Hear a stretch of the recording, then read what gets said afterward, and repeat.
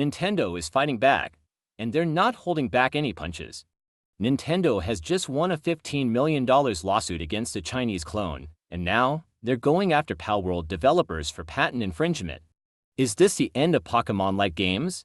Or is this just the beginning of a bigger legal battle? In today's video, we're diving deep into the world of copyright lawsuits, Pokémon clones, and why Nintendo and the Pokémon Company are cracking down harder than ever. Let's get started. So, let's start with the big news. The Pokémon Company recently won a historic lawsuit for $15 million against 6 Chinese companies that were creating a blatant Pokémon clone.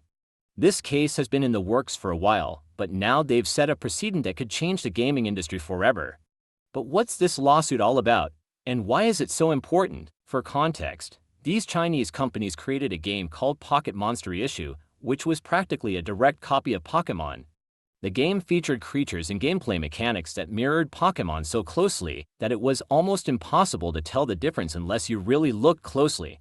I mean, it was one of those knockoffs that make you say, come on, they can't be serious. The lawsuit claimed that these companies had violated Nintendo's intellectual property and trademarks by essentially ripping off their characters, designs, and even the gameplay. And it wasn't a small operation either. This clone game racked up over $40 million in revenue. That's right, $40 million from essentially copy-pasting Pokémon. The court sided with the Pokémon Company, awarding them a massive $15 million in damages, and it's a huge victory. This is one of the most significant copyright infringement wins for a gaming company.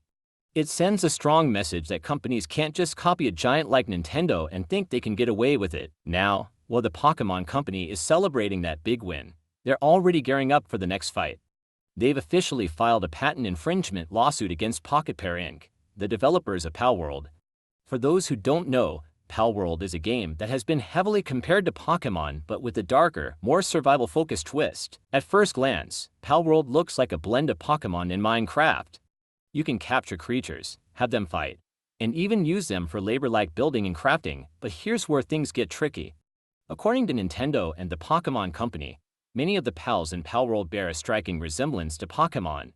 Some of them look like they're straight out of a Pokémon game, just with minor tweaks. So, what's the issue? Well, the lawsuit claims that Pocket Pair Inc.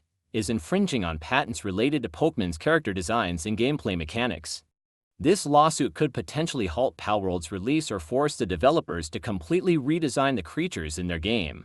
And that's not a small task. Now, this case could go a couple of ways. Either Pocket Pair settles, pays up, and makes the changes to avoid a lengthy court battle, or they fight it out in court like the Chinese companies did.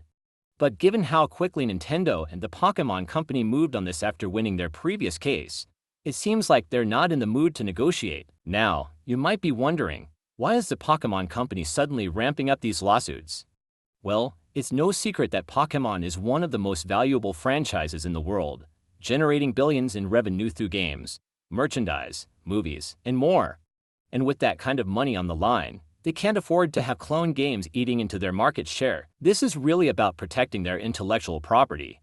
If clones are allowed to exist without consequence, it dilutes the Pokémon brand and could make fans lose trust in what's authentic and what's not.